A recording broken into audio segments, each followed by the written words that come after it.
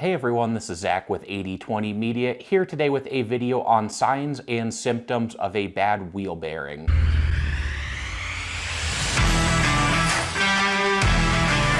The wheel bearings on a vehicle connect the wheels to the axles and allow for smooth rotation with minimal friction. And so that's really the main purpose of wheel bearings, a pretty simple, straightforward part, but they are very critical to your vehicle's operation, handling, and safety. When it comes to wheel bearings, oftentimes these are considered lifetime parts and oftentimes aren't included in any kind of regular maintenance schedule. But ultimately, even though they are a long-lasting and sometimes considered lifetime part, wheel bearings don't last forever, and it's pretty common for wheel bearings to begin going bad around 100 to 150,000 miles. Now, some wheel bearings can last a lot longer than that, and on the other hand, sometimes wheel bearings can wear down and begin failing even before 100,000 miles. That's especially true if it might be an older vehicle and you live in a climate that's a little bit more prone to rusting. Anything near the beach or in certain areas where parts may be more prone to rusting are some areas where wheel bearing failures can happen sooner than 100,000 miles. With that being said, let's go ahead and jump into some of the most common signs and symptoms of a failing wheel bearing. Number one on the list for symptoms of a bad wheel bearing, we have grinding and humming noises. So when the wheel bearing begins failing, it will create these grinding or humming sounds.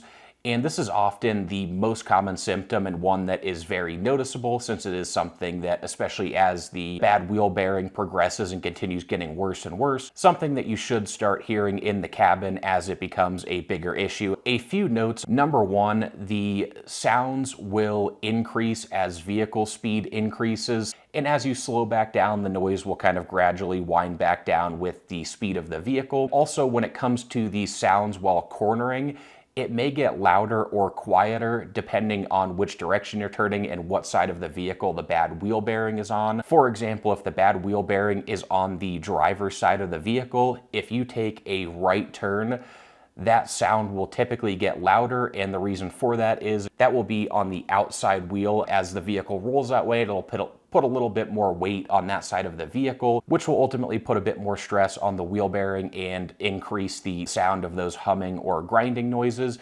And on the contrary, if you then turn left and the driver's side wheel is then the inner wheel, a little bit of weight gets lifted off of that wheel, and that will often make these sounds a little bit quieter while you are turning and cornering like that. So something to pay attention to that can help diagnose which wheel bearing is bad. Pay attention to those sounds depending on which direction you are turning, and then you can narrow it down to either the driver or passenger side of the vehicle. And from there, a lot of the times with the sound, you'll be able to distinguish and tell if it's coming from in front of you, if it's the front wheel, or behind you, if it is the rear wheel.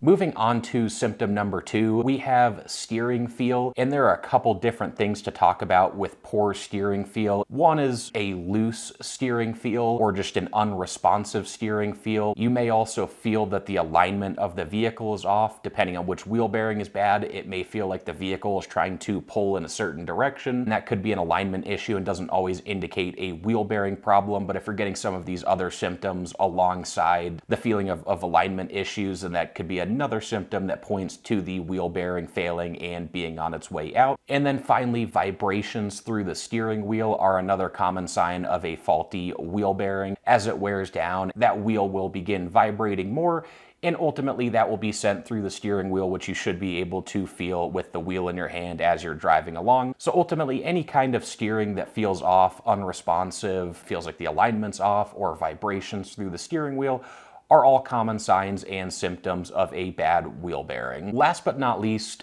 sign and symptom number three of a failing wheel bearing, we have an ABS malfunction light. On some vehicles, the ABS sensor may actually be located on the wheel end bearing, and ultimately, as that bearing goes bad, that can trigger a fault through the ABS sensor, which will then trigger an ABS malfunction check engine light. And again, that could indicate that you do actually have a problem with your ABS. If you don't have any of these other symptoms, then the wheel bearing might not be the first assumption. But if you're noticing things like vibrations through the steering wheel and those humming and grinding sounds, and you also have an ABS malfunction light, it's very possible and likely that that is simply tied to the faulty wheel bearing. So that wraps up the most common signs and symptoms of a bad wheel bearing.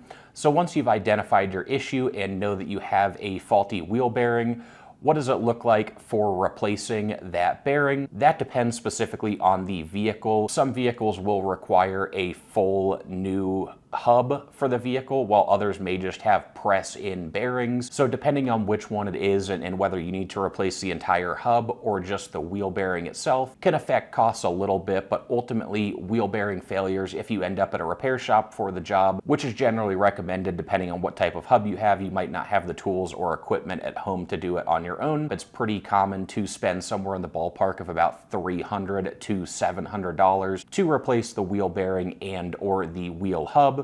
And again, if it's just the bearing, it's often a little bit on the lower end of that price range. And if you have to replace the entire hub, sometimes it can be a little bit on the higher end of that price range. Anyway, guys, that wraps up our video for today. If you appreciated the content, please hit that like button, subscribe to the channel, and check out the description below for more. Thanks, everyone.